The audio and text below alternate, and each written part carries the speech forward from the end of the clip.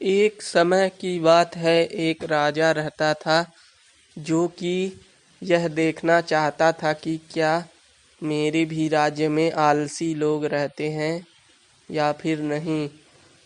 इसके लिए उस राजा ने अपने सैनिकों को कहकर रात के समय में गांव के बीच रास्ते में एक सामान्य आकार का पत्थर रखवा दिया। उसके बाद वह राजा छुपकर यह देखने लगा कि क्या कोई व्यक्ति जरा सी हिम्मत करके उस पत्थर को हटाता है या फिर नहीं। राजा वहाँ बहुत समय से खड़ा था और देखता रहा, लेकिन किसी ने भी उस पत्थर को हटाने की कोशिश नहीं की। उस राज्य के कुछ सबसे धनी व्यापारी और दरबारी भी उस पत्थर के पास से होकर गुजरे, लेकिन उन्होंने भी उस पत्थर को बीच रास्ते से हटाने की कोशिश नहीं की।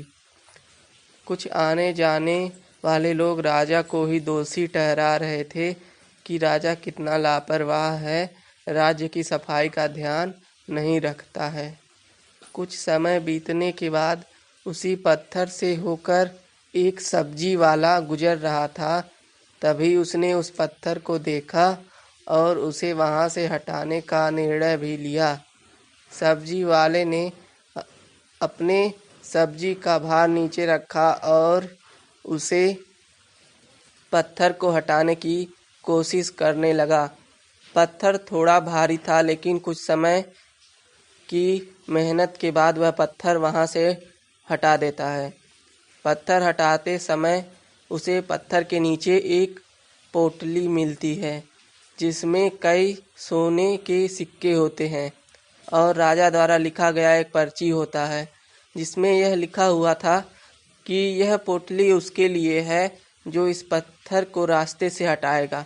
सब्जी वाला समझ जाता है कि यह उसके मेहनत का फल है, लेकिन बाकियों को वह पोटली इसलिए नहीं मिलती क्योंकि वे लोग आलसी थे और जरा भी कष्ट सहना नहीं चाहते थे।